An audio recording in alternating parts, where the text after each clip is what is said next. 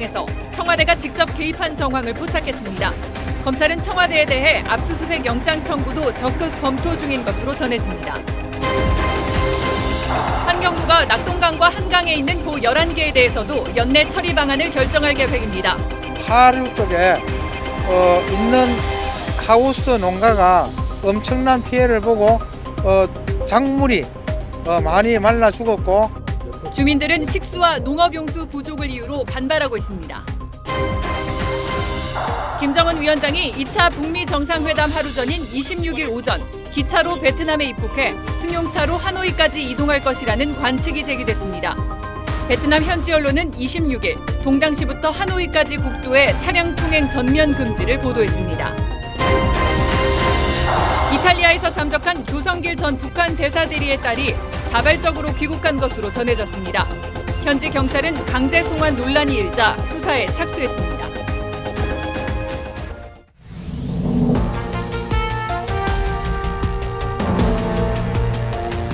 시청자 여러분 안녕하십니까? TV조선 뉴스7 시작합니다. 오늘 뉴스7은 환경부 블랙리스트 작성 의혹 관련 단독 보도로 시작합니다. 검찰은 환경부 블랙리스트 작성 의혹에 청와대 인사수석실의 개입 정황을 파악하고 인사수석실에 대한 압수수색 방침을 정한 것으로 알려졌습니다. 동부지검 수사 실무진은 윗선 개입 실체를 규명하기 위해서 청와대에 대한 압수수색이 불가피하다고 보고 영장 청구에 적극 검토하고 있는 것으로 전해집니다. 검찰의 청와대 압수수색, 부담과 역풍에 대한 우려가 상당할 텐데 그런데도 압수수색 영장 청구를 적극 검토하는 이유, 관계자 증언이 일치하고 관련 자료도 충분하다는 겁니다. 첫 소식 백연상 기자의 단독 보도입니다. 검찰 실무진들은 환경부 블랙리스트 의혹에 대한 증거와 이를 뒷받침하는 관련자들의 진술이 상당하다고 보고 있습니다. 그래서 윗선 규명 차원에서 청와대 인사수석실 측에 대한 압수수색 등의 수사가 반드시 필요하다는 입장입니다.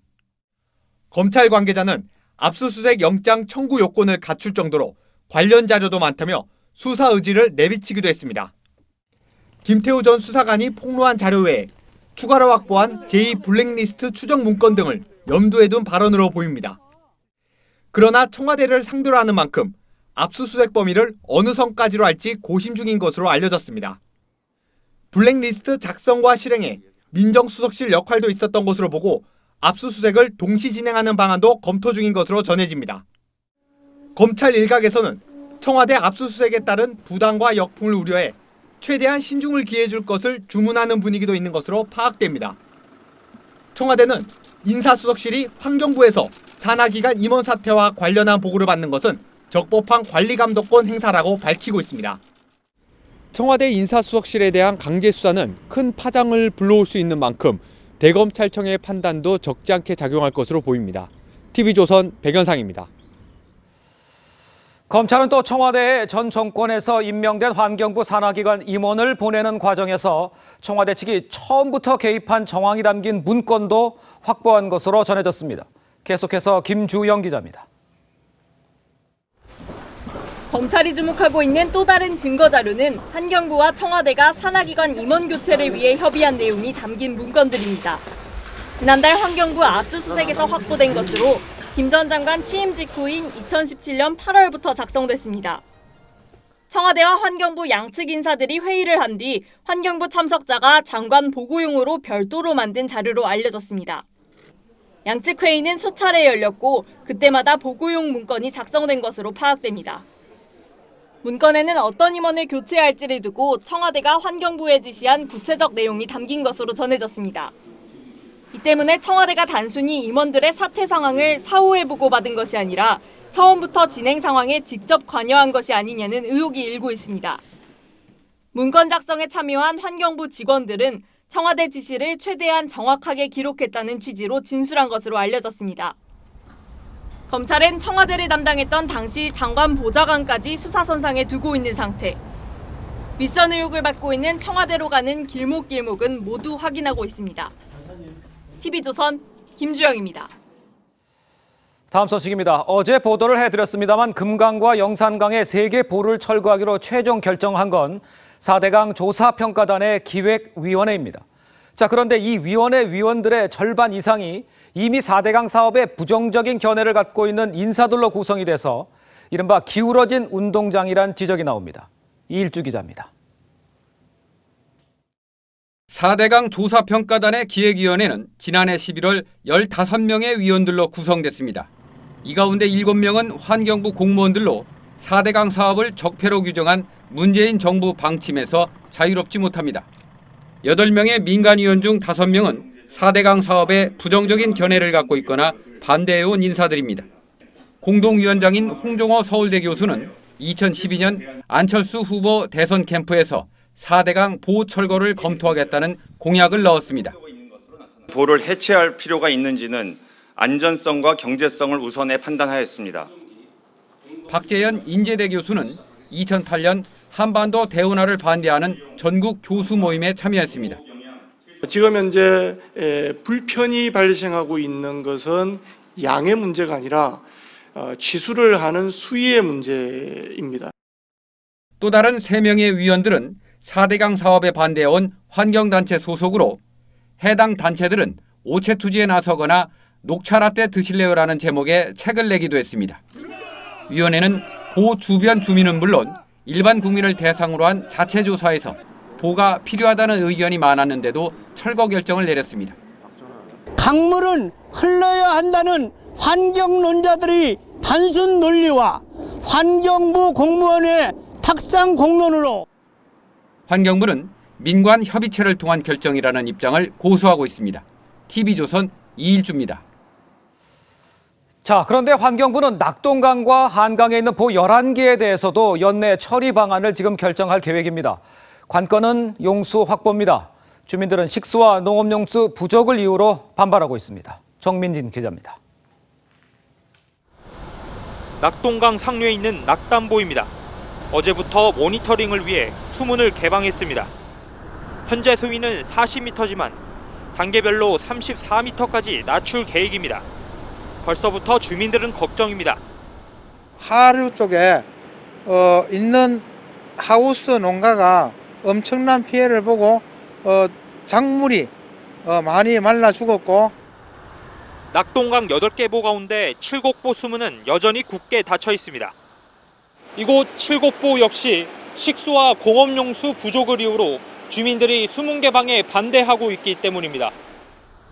7곡보에 있는 취소장은 경북 구미와 김천 등 50여만 명에게 물을 공급합니다. 공장에 물 공급을 못하고 생활용수 공급을 못하잖아요. 그래서 7곡보는 개방을 안 할 거고요.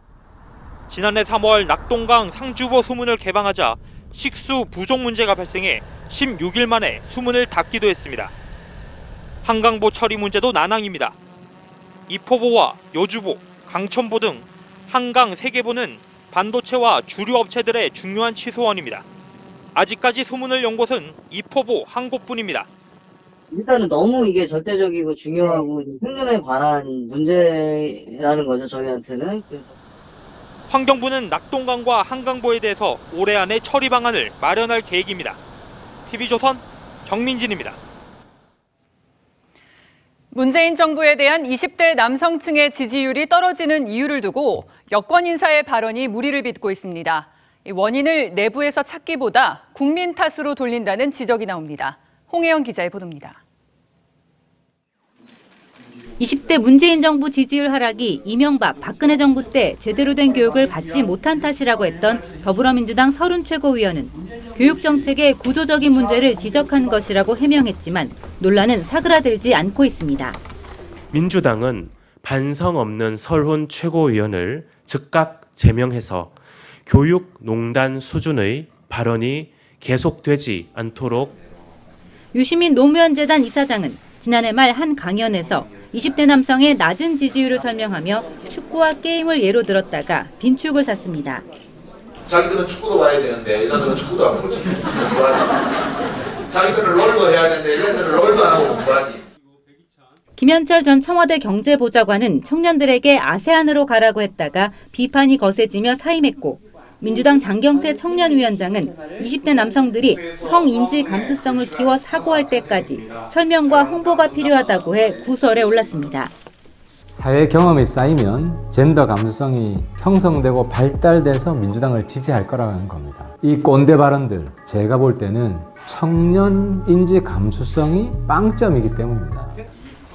정부와 여당이 문제의 원인을 정부 정책이 아닌 다른 곳에서 찾다 보니 무리가 잇따른다는 지적이 나옵니다. TV조선 홍혜영입니다. 주말을 맞아 서울 도심 곳곳에선 집회와 행진이 열렸습니다. 각양각색의 플래카드에 확성기, 풍선, 인형까지 등장한 집회 현장을 박경준 기자가 취재했습니다. 보수단체의 집회가 열린 서울역 광장. 탄핵 무효 문구가 적힌 빨강 파랑색 풍선들이 등장했습니다. 하늘은 박근혜 전 대통령의 사진이 담긴 대형 현수막이 등장했습니다.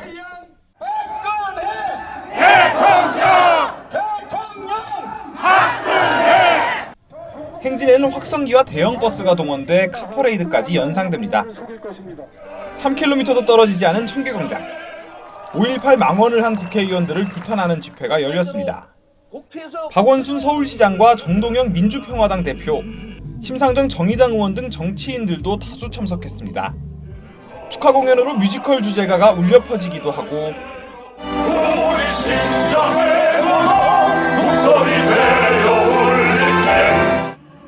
다 함께 노래를 따라 부르기도 합니다. 역시 대형 현수막과 형형색색 플래카드를 앞세우고 행진에 나섭니다.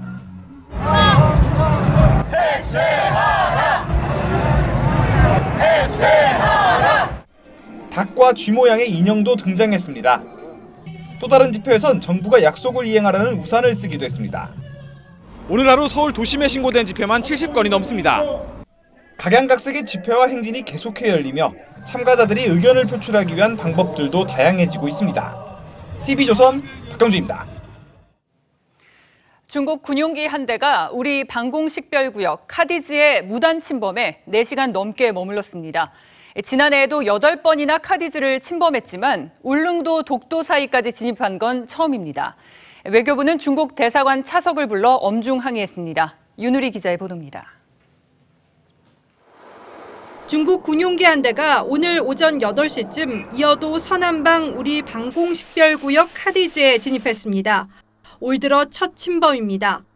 카디즈에 진입한 중국 군용기는 일본 방공식별구역을 넘나들다가 북쪽으로 기수를 돌려 울릉도와 독도 사이까지 올라왔습니다. 진입과 이탈을 3차례나 반복한 뒤 낮 12시 50분쯤 왔던 길로 되돌아 나갔습니다. 작년 8번의 카디즈 침범 때보다 더 북진한 것으로 울릉도와 독도 사이까지 진입한 것은 처음입니다. 우리 공군은 즉시 전투기를 투입해 감시 비행과 경고 방송 등 전술 조치를 했습니다. 침범의 어떤 구역도 우리 쪽으로 점점 깊어지는 것은 우리가 그동안 중국 군용기의 침범에 대해서 좀 미온적 대응을 한 것 아닌가 생각이 되고요.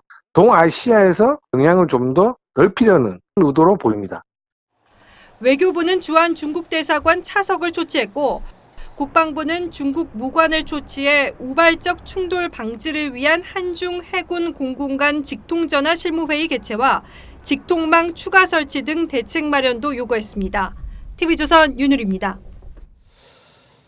자, 김정은 북한 국무위원장이 전용 열차를 타고 평양을 출발한 것으로 조금 전에 전해졌습니다. 자, 예상대로 열차편으로 중국 대륙을 건너 베트남 입경부터 차를 이용할 것으로 지금 보이는데 중국 접경지 베트남 역에는 귀빈 맞이가 한창이고 또 하노이로 들어오는 도로 전면 통제될 것으로 보입니다. 베트남 현지에 나가 있는 서주민 기자가 보도합니다.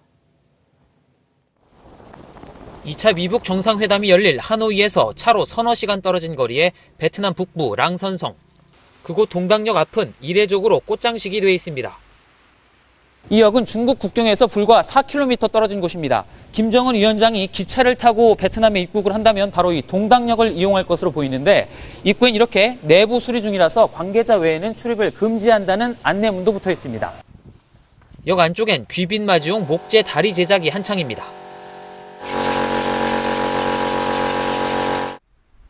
옆에선 철제 난간을 만들고 있는데 기차에 싣고 온 차량을 내릴 때 쓰기 위한 것으로 추정됩니다.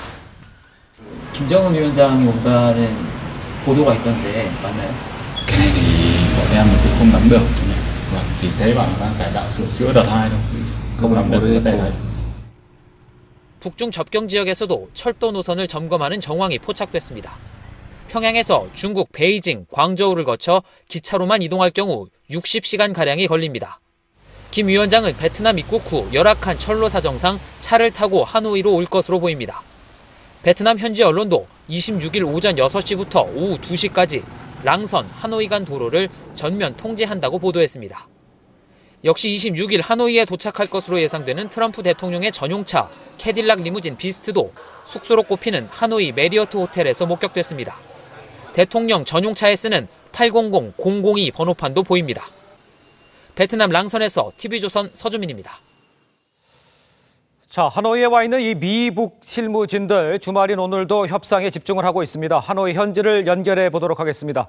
자, 이채연 기자, 앞서 전해드린 대로 이 김정은 위원장 조금 전 평양을 출발을 했다는 거죠?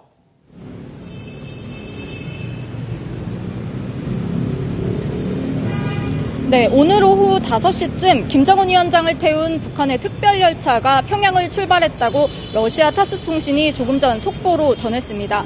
어제 12시간 동안 이곳에서 치열한 마라톤 협상을 벌인 스티븐 비건 미 국무부 대북정책특별대표와 북한 김혁철 대미 특별대표는 오늘도 제 뒤로 보이는 이곳 비건 대표의 숙소인 파르크 호텔에서 치열한 협상을 벌였는데요. 조금 전 김 대표가 이곳에 도착하면서 저녁 협상이 시작된 상태입니다. 오전 협상은 1시간 만에 끝났는데 비건 대표가 협상 후 기자들을 향해 엄지를 치켜들기도 했습니다. 비건 대표는 협상을 마친 뒤 한두 시간씩 미국 대사관을 방문하고 있는데요. 국무부와 트럼프 대통령에게 협상 내용을 보고하고 지시를 받기 위한 것으로 보입니다. 숙소 내 도청 우려가 커서 대사관에서 소통을 하는 겁니다. 미국 대사관은 상대국 정보기관의 침투를 염두에 두고 모든 건설 자재를 미국에서 공수해오는 것으로 알려져 있습니다. 북한 대표단은 김혁철 대표와 함께 다니는 김성애 통일전선부실장이 연락책으로 숙소를 왕래하고 있습니다. 북한 대사관에서 사람이 나와 김정은 위원장의 훈령을 전달하기도 합니다. 이 때문에 협상 시간이 미국보다 북한이 더 많이 걸리는 것으로 전해졌습니다. 베트남 정부는 오늘 김정은 위원장이 수일 내 베트남을 공식 5호 방문할 것이라고 밝힌 바 있습니다.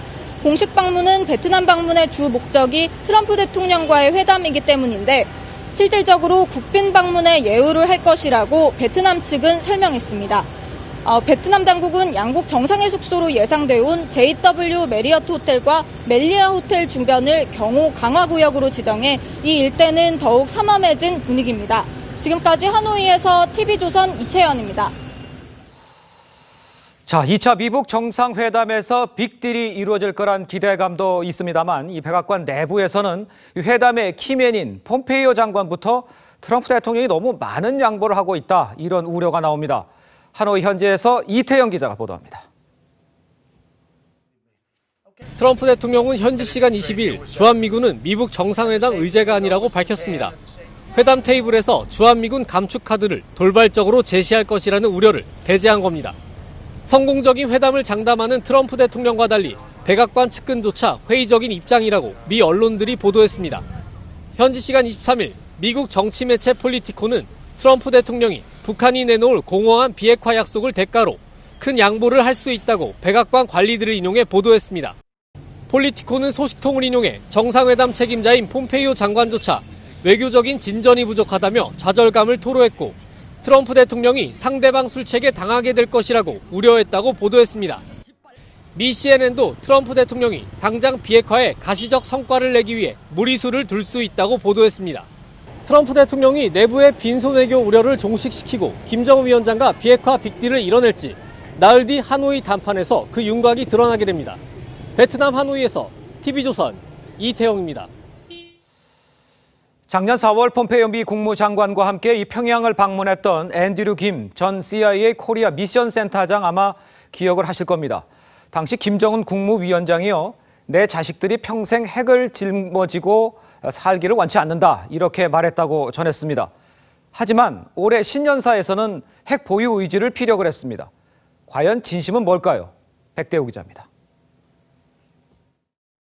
북한 김정은 위원장이 작년 4월 폼페이오 미 국무장관을 만나 비핵화 의도뿐 아니라 미북 관계 개선 욕구도 강조했다고 당시 동석했던 앤드류 킴 전 CIA 코리아 미션 센터장이 전했습니다.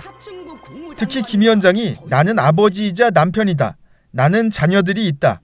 나는 내 자녀들이 평생 핵무기를 이고 사는 것을 원치 않는다는 언급도 했다고 전했습니다. 김 위원장은 1호부터 8개월 뒤 올해 신년사에서 핵무기를 언급했습니다. 더 이상 핵무기를 만들지도 시험하지도 않으며 사용하지도 전파하지도 않을 것이라는 데 대해 내외에 선포하고, 하지만 갖고 있는 핵을 포기할 것이라는 표현은 없었습니다. 전 세계에서 핵이 없어지면 북한도 핵을 없애겠다라는 그런 의미로 봐야 되지 않을까 생각합니다. 김 전 센터장은 핵실험 중단 지속, 신고 사찰, 핵 폐기, NPT 재가입이라는 비핵화 로드맵도 제시했습니다. TV조선 백대호입니다. 지난해 11월 이후 잠적 상태인 조성길 주 이탈리아 북한 대사 대리의 딸이 강제 북송된 것이 아니라 자발적으로 귀국했다고 후임 북한 대사가 주장을 했습니다. 강제 송환을 두고 여전히 논란인데 현재 경찰은 이를 가리기 위해서 수사에 착수했습니다. 김지수 기자입니다. 부모가 딸을 버린 것이 아니고 딸이 부모를 배신했다. 이탈리아 라레푸블리카는 조성길 전 북한 대사 대리의 17살 딸이 자발적 귀국을 선택했다고 전했습니다. 또 조성길 딸이 북한 사상에 부합하지 않은 부모를 책망했다고 전했습니다. 조성길 부부가 잠적하자 남겨진 딸은 북한 대사관 여직원과 함께 담담히 평양행 비행기에 올랐다는 겁니다. 김찬현 대사 대리도 조성길 부부는 정치적 문제가 아니라 딸의 건강 문제로 다투던 중 대사관을 차례로 떠났다고 말했다고 현지통신이 전했습니다. 하지만 태영호 전 북한 공사와 이탈리아 정계, 인권단체는 조성길 딸이 강제로 송환됐으며 인권이 침해당했다고 주장했습니다. 자유로운 의사 결정이 보장된 환경에서 그들이 대한민국으로 올 의향이 있는지를 확인해 줄 것을 촉구한다. 로마 대테러 정보경찰은 강제 송환 여부를 가리기 위한 수사에 착수했습니다. 수사진은 북한 대사관이 있는 로마 에우르 지역 CCTV 영상을 확인하고 북한 대사관 외교관들이 은폐한 것은 없는지 밝혀낼 전망입니다. TV조선 김지수입니다.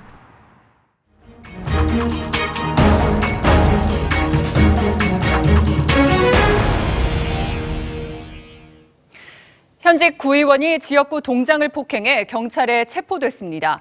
앙금을 풀자며 불러냈다가 폭행한 것으로 알려졌는데 피해자는 이틀째 병원 응급실에서 치료를 받고 있습니다. 윤재민 기자입니다. 바닥에 쓰러진 남성을 일행이 흔들어 깨워봅니다. 경찰과 소방대원이 도착해 쓰러진 남성의 상태를 살핍니다. 어젯밤 9시쯤 서울 광북구의 한 식당 앞에서 57살 조모 씨가 광북구의회 소속 민주당 최재성 의원에게 폭행을 당해 쓰러졌습니다. 최 의원은 이곳에서 경찰에 현행범 체포됐고 폭행을 당한 조 씨는 병원에 실려갔습니다. 눈가가 찢어지고 안면이 크게 부어오른 조 씨는 병원 응급실에서 치료받고 있습니다. 병원 측은 조 씨가 절대 안정이 필요하다며 한 주 동안 면회를 금지시켰습니다. 피가 나니까 사건이 크게 벌어지는 거예요. 최 의원은 지역구 동장인 조 씨에게 앙금을 풀자며 연락해 약속을 잡은 것으로 전해집니다. 잘 지내자고 이제 화합 차원에서 어떻게 이제 술 한잔 먹었대. 의회 전문 의원들하고 이제 이렇게 해갖고. 사회복지사로 일하던 최 의원은 지난해 지방선거에서 당선된 초선 의원으로 선거 당시 폭행 전과로 논란이 됐습니다. TV조선은 최 의원의 해명을 듣기 위해 수차례 연락했지만 연락이 닿지 않았습니다. 강북구의회는 빠른 시일 내 윤리특별위원회를 구성하겠다며 사과했습니다. TV조선 윤재민입니다. 인천의 한 폐가에서 백골이 된 시신이 발견됐습니다. 이 방치된 폐가는 흉물스럽기도 하지만 범죄의 공간으로 악용될 수도 있다고 하는데요. 이런 빈집이 전국에 126만 채가 넘습니다. 신준명 기자의 보도입니다. 인천 서구의 낡은 연립주택입니다. 지난 2015년부터 도시재생 사업이 진행되고 있습니다. 약 50년 전에 지어진 굉장히 낡은 폐가인데요. 이틀 전 건물 철거 작업 도중에 이곳에서 시신이 발견됐습니다. 철거 업체에서 발견한 거예요. 백골로 발견됐기 때문에 신원 파악은 아직 안 됐고요.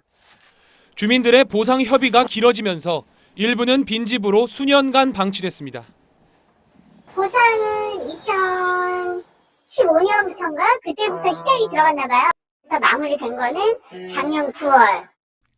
지난달엔 청주의 한 폐가 화재 현장에서 노숙인 한 명이 숨진 채 발견됐습니다. 방치되고 버려진 빈집에서 범죄가 발생할 가능성이 있기 때문에 이러한 폐가들에 대해서 주의를 하고 관리를 철저하게 할 필요가 있다. 서울에도 2만 채 가까운 폐가가 있습니다. 상권이 옮겨가 사람들이 빠져나가거나 재개발이 무산돼 빈집이 계속 생기고 폐가로 변하는 겁니다. 서울시는 2022년까지 폐가 1천여 채를 사들일 계획이지만 역부족입니다. 도심부가 이제 어쨌든 사건이 변경되니까 쇠퇴하는 경우가 좀 있을 수도 있고 다 살 수는 없죠. 서울 재원이라는 건 한정돼 있기 때문에. 지난 2017년 기준 전국 빈집은 약 126만 채로 100채 중 7채 꼴입니다. TV조선 신준명입니다. 오늘 새벽 경남 창원의 중고차 매매센터에서 불이 나 차량 11대가 불에 탔습니다. 전남 목포에서는 흉기로 위협하며 편의점에서 강도 행각을 벌인 20대가 경찰에 붙잡혔습니다. 이승훈 기자의 보도입니다. 트럭과 승합차 사이로 희뿌연 연기가 치솟습니다. 소방관들이 물을 뿌리지만 불길은 쉽게 잡히지 않습니다.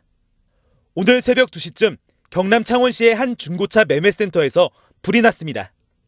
불은 30분 만에 꺼졌지만 전시된 중고차 11대가 모두 탔습니다. CCTV상으로는 이제 차에서 이제 시작된 걸로.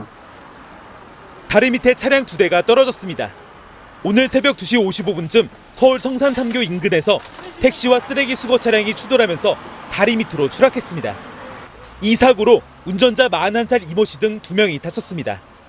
경찰은 택시 블랙박스와 주변 CCTV 등을 토대로 사고 원인을 조사하고 있습니다. 앞서 어제 저녁 7시쯤 충북 증평군에서는 40살 이모 씨가 만취 상태로 승용차를 몰다 3중 추돌 사고를 냈습니다. 세대가 추돌하여 그 충격으로 모닝 차량 엔진룸에서 화재가 발생한 것으로 추정된다고. 흉기를 든 남성이 종업원을 위협해 돈을 빼앗아 달아납니다. 전남 목포경찰서는 오늘 아침 8시쯤 목포시 산정동의 한 편의점에서 강도를 벌인 26살 박모 씨를 입건했습니다. 박 씨는 편의점에서 13만 원을 빼앗아 광주로 도주했다 4시간 만에 붙잡혔습니다. TV조선 이승훈입니다. 서울 아파트 가격이 석 달째 하락세로 부동산 경기가 좀처럼 풀릴 기미를 보이지 않고 있습니다. 이에 반해서 새 아파트에 대한 선호는 여전해 주말 견본주택은 방문객들로 장사진을 이뤘습니다. 지선호 기자가 그 현장을 둘러봤습니다. 서울 역세권에 들어설 아파트 견본주택입니다. 방문객들의 줄이 길게 늘어져 30분 넘게 기다려야 들어갈 수 있습니다. 대부분 내 집 마련에 관심이 있는 실수요자들입니다. 편리한 거는 옛날에 오래된 아파트들은 따라갈 수가 없어요. 기왕이면은 약간 비슷한 가격이라면 신축을 더 선택하겠죠. 분양가는 3.3제곱미터당 평균 2,469만 원. 부담스럽다는 평가도 있지만 여전히 더 오를 것이란 기대감이 높습니다. 최근에 작게 분양된 게 있었어요. 2년 전에. 근데 그게 사실 분양 이후에 좀 올랐어요. 그걸 보니까 더 분양을 받아야 되는가 이런 욕심도 생기더라고요. 반면 기존 아파트 매매가는 약세를 면치 못하고 있습니다. 이번 주 서울의 아파트 매매 가격은 지난주에 비해 0.1% 하락했습니다. 하락폭이 더 커지면서 15주 연속 마이너스 변동률을 이어갔습니다. 최근에 주택시장은 결국엔 이제 투자 수요보다는 대출 규제나 청약 규제로 인해서 이제 실수요자들 시장으로 완전히 재편돼 있다고. 집값 하락세는 봄 분양 시즌에도 영향을 줄 전망입니다. 실제 서울에서는 중도금 대출이 막힌 9억 원 이상 고가 아파트의 청약이 일부 미달되기도 했습니다. 이 때문에 서울 수도권 분양 물량에 대한 옥석 가리기식 흥행몰이가 이루어질 것이란 관측도 나옵니다. TV조선 지선호입니다. 오늘부터 달걀 껍데기에 산란 일자가 의무적으로 표기됩니다. 통상 달걀 유통기한은 상온에서 30일, 냉장 보관할 때 45일 정도라고 하니까요. 신선한 달걀을 판단하기가 더 쉬워졌습니다. 장동욱 기자입니다. 대형마트 식품 코너. 진열된 달걀 맨 앞자리에 예전에 없던 4자리 숫자가 찍혀 있습니다. 닭의 알을 낳은 산란 일자입니다. 기존엔 포장지 겉면에 유통기한이 표기되는 게 전부였지만 이제부턴 이렇게 달걀 껍질에 산란 일자가 명시됩니다. 기존 난각호된 생산 농가 번호와 닭을 풀어서 키웠는지 등의 사육 환경에 대한 정보가 표기됐습니다. 여기에 산란일자를 더해 모두 10자리 숫자가 주민등록번호처럼 생산 정보를 담아냈습니다. 소비자들은 반깁니다. 좀 더 신선하게 먹을 수 있을 것 같아요. 언제 나서 언제까지 먹을 수 있다 이러니까. 이번 개편은 지난 살충제 달걀 파동으로 정부가 개선책을 약속한 지 1년 8개월여 만에 이뤄졌습니다. 비용 부담 때문에 반대하던 양계 농가도 달걀 품질에 대한 지원을 받는 조건으로 최종 수용했습니다. 광역 지표를 지어놓고 거기에 검사원을 의무 배치해서 매일 검사했고 사전에 유통을 차단시켜버리자는 거죠. 정부는 본격적 단속에 앞서 농가에 준비기간 6개월을 주고 민관 합동 TF를 구성해 위생적인 달걀 유통 방안 등을 논의합니다. TV조선 장동우입니다. 정부가 지난해 아이돌봄 서비스의 부담을 낮추고 돌보미들의 처우를 개선하겠다고 발표했습니다. 그런데 부모들은 돈을 더 내고 정작 돌보미들은 오히려 주말 임금이 줄어든 것으로 나타났습니다. 어찌 된 영문인지 이유진 기자가 취재했습니다. 10년째 아이돌보미로 일하고 있는 권희숙 씨. 지난해까지 토요일에 일을 하면 평일 임금의 1.5배를 받았지만 올해부터는 평일 임금을 받습니다. 저희는 8,400원이고 주말도 8,400원으로 해서 8,400원으로 계산이 되고 있죠. 정부와 지자체가 위탁한 건강가정센터에 소속된 아이돌보미들은 돌봄을 신청한 가정에서 일을 한 뒤 임금은 센터에서 받습니다. 그런데 돌보미들이 근로자로 인정되자 정부가 근로기준법상 무급휴일인 토요일엔 가산수당을 주지 않는 겁니다. 하지만 부모들로부터는 여전히 평일에 1.5배 요금을 받습니다. 당연히 주말에는 선생님들한테 수당이 더 붙어야 되는 거라고 생각을 당연히 했는데 그게 아니라고 해서 너무 놀랬고요. 관할 부처인 여성가족부는 이용자들로부터 더 받은 요금은 돌보미들의 주휴 수당 등에 쓰인다고 해명했습니다. 하지만 주휴 수당, 연차 수당 등을 이유로 이용 요금은 이미 지난해보다 20% 이상 인상됐습니다. 근데 그게 선생님한테 다 간다라고 하면 안 아까워요. 근데 그걸 어떤 분은 받고 어떤 분은 못 받고 그 기준이 또 명확하지도 않더라고요. 돌보미들의 처우는 개선하고 부모들의 부담은 낮추겠다던 정부. 현실은 정반대입니다. TV조선 이유진입니다. 네, 놓치면 아쉬운 더하기 뉴스 시간입니다. 오늘은 사회부 조정린 기자와 함께하겠습니다. 자, 더하기 뉴스 첫 번째 키워드 볼까요? 노승일 씨 집에 불, 그러니까 최순실 국정농단 사건의 핵심 증인이죠. 노승일 씨가 짓고 있던 집 공사장에서 불이 났어요?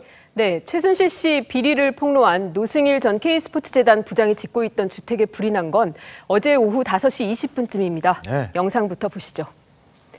주택에서 시뻘건 불길과 함께 검은 연기가 솟구칩니다. 네. 광주 광산구에 있는 주택 공사 현장에서 발생한 불로 1시간여 만에 꺼졌습니다.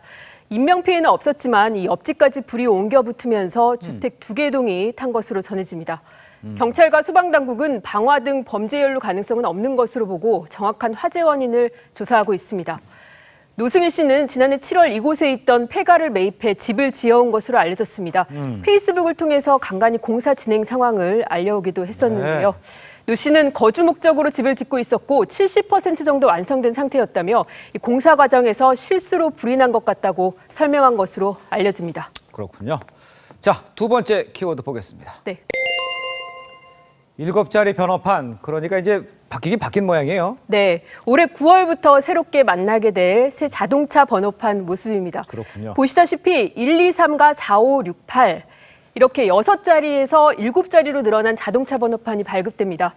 번호판 왼쪽에는 청색 바탕의 태극 문양과 대한민국의 영문 표기 약칭인 KOR도 새겨집니다. 밤에도 번호판을 쉽게 식별할 수 있게 재질은 반사 필름으로 바뀝니다. 새 자동차 번호판은 9월 1일부터 발급됐는데 운전자의 희망에 따라 현행 페인트식 번호판과 이 새 번호판 중 선택할 수 있습니다. 자, 마지막 키워드 볼까요? 방탄의 아버지 축사, 방시혁 대표의 모습이네요. 네, 아이돌 그룹 방탄소년단을 기획해 방탄의 아버지로 불리는 분이죠. 네. 방시혁 대표가 오는 26일 서울대 졸업식에서 축사를 합니다. 방 대표는 서울대 인문대 미학과를 졸업했는데요. 과거 서울대 졸업식 축사는 현직 대통령이나 정부 고위 인사가 맡아왔었는데 2000년대 들어서부터 서울대 교수들을 비롯해 기업인, 의료 봉사활동을 해온 의료인 등이 매우 다양해졌습니다. 서울대 관계자는 방시혁 대표가 시류에 휩쓸리지 않고 자신의 영역에서 꾸준하게 혁신을 시도해 세계적인 자리까지 오른 경험을 졸업생들에게 전해줬으면 하는 뜻에서 섭외했다고 전했습니다. 그렇군요. 지금까지 조정린 기자였습니다. 잘 들었습니다. 신분과 나이를 불문하고 다양한 사람들이 참여했던 3.1 운동. 그 주인공은 소수의 지도자가 아닌 보통 사람들이었습니다. 올해 3.1 운동 100주년을 맞아 만세 운동을 이끈 평범한 사람에 주목한 전시가 열렸습니다. 홍현주 기자입니다. 종이 태극기 23개를 마을 사람들에게 나눠주고 만세를 불렀다는 이유로 징역 1년 6월을 선고받은 농민 김명성. 조선총독부 판결문에 나온 그의 상고 이유는 이렇습니다. 나는 원래 우매한 농민으로 삼척동자나 거린도 독립 만세를 부르는 이때 어찌하여 만세를 외치지 않을 것인가. 18살 여고생은 일기에 이렇게 적었습니다. 하나둘이 아니고 아직도 여자가 무슨 대모양, 건방지게, 콧방귀를 끼는 그대들. 나는 오직 정의를 위해 싸웠다. 나라를 위해 싸웠다. 구두수선공 이한준, 머슴 유인수 등 3.1운동 참여자의 85%는 보통의 평민이었습니다. 우리가 지금도 길에서 흔히 만날 법한 직업에 종사하시는 보통의 당시 조선 사람들이 굉장히 뜨거운 마음으로 대한민국을 외쳤던. 많은 독립운동가에게 고통의 현장이었던 서대문 형무소도 운동가 1000여 명의 사진으로 가득 찼습니다. 수형 기록카드 분석 결과 92%가 보안법 위반으로 수감됐고 소요, 출판법 위반 등의 죄명도 있었습니다. 여성 수감자는 이 카드 가운데 33명인데요. 지금 이 33명이라는 숫자가 적을 것 같지만 실제로 3% 이상 되는 숫자이기 때문에 3.1운동의 주역, 보통 사람들의 역할이 재조명되고 있습니다. TV조선 홍현주입니다. 골프 왕제 타이거 우즈가 멕시코 챔피언십 둘째 날 5타를 줄이며 공동 8위에 올랐습니다. 프로배구 현대캐피탈은 꼴찌 한국전력의 완승을 거두고 2위로 뛰어올랐습니다. 신유만 기자의 보도입니다. 3번 홀 타이거 우즈의 긴 거리 버디 퍼트가 성공하자 호랑이 복장을 입은 어린 팬이 박수를 치며 좋아합니다. 플리트우드의 이글 어프로치 샷이 거짓말처럼 홀 속으로 사라집니다. PGA 투어 최상위권 선수들이 멋진 샷 대결을 펼친 멕시코 챔피언십 2라운드에서 우즈는 버디 6개와 보기 1개로 하루 만에 5타를 줄이며 중간 합계 5언더파, 선두와 6타 차 공동 8위에 올랐습니다. 장타자 더스틴 존스는 중간 합계 11언더파 단독 선두로 나섰습니다. 40일 만에 부상에서 돌아온 현대캐피탈 센터 신영석이 한국전력 서재덕의 스파이크를 막아냅니다. 1세트 27대 26에서는 다이렉트 킬로 역전승을 완성합니다. 현대캐피탈은 팀 내 최다 22득점을 올린 파다르와 돌아온 신영석의 맹활약에 힘입어 3대0 완승을 거뒀습니다. 팀이 돼주고 싶었는데 다행히 감독님께서 기회를 주셔가지고 현대캐피탈은 승점 3점을 추가하며 선두 대한항공의 3점 차 2위로 올라섰습니다. 2세트 막판 에이스 이재영의 스파이크와 밀어넣기 득점이 터지며 흥국생명이 승기를 가져옵니다. 이재영이 22득점으로 활약한 흥국생명이 GS칼텍스의 3대0 승리를 거두고 선두 자리를 굳게 지켰습니다. TV조선 신유만입니다.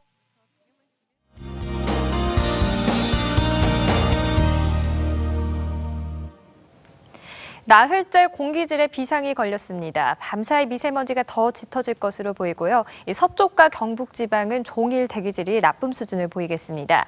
내일도 서쪽 지방을 중심으로 고농도 먼지가 말썽을 부리겠는데요. 수도권과 강원, 영서, 충청과 전북은 종일 미세먼지 농도 나쁨 단계가 예상됩니다. 계절이 한 달 이상 앞서가고 있습니다. 오늘 서울 낮 기온이 14.5도까지 오르면서 3월 말에서 4월 초에 해당하는 봄 날씨를 보였는데요. 휴일인 내일도 내일도 기온이 오늘과 비슷해서 따스하겠습니다. 낮 기온 보시면 서울이 12도, 대전이 13도, 광주 16도까지 오르겠습니다. 다만 낮과 밤 일교차가 10도 이상 벌어지기 때문에 감기 걸리지 않도록 옷차림에 유의하시기 바랍니다. 당분간 뚜렷한 눈비 소식 없이 포근하겠고요. 대기가 안정되면서 다음 주까지 미세먼지가 장기화될 것으로 전망됩니다. 기상정보였습니다. 네, 김정은 위원장이 오늘 오후에 기차를 이용해서 베트남으로 떠났다고 하고 미북 회담 이제 나흘 앞입니다. 이번 2차 미북 회담 구체적이고 실질적인 북한 비핵화에 진전이 있어야 합니다. 그런데 벌써 빈선 회담을 우려하는 목소리가 백악관 측근에서 나옵니다. 화려한 이벤트에 우리 안보가 휩쓸려가는 일은 없어야 합니다. 이상으로 토요일 TV조선 뉴스7 마칩니다. 저희는 내일 다시 찾아뵙겠습니다. 시청해주신 여러분 고맙습니다.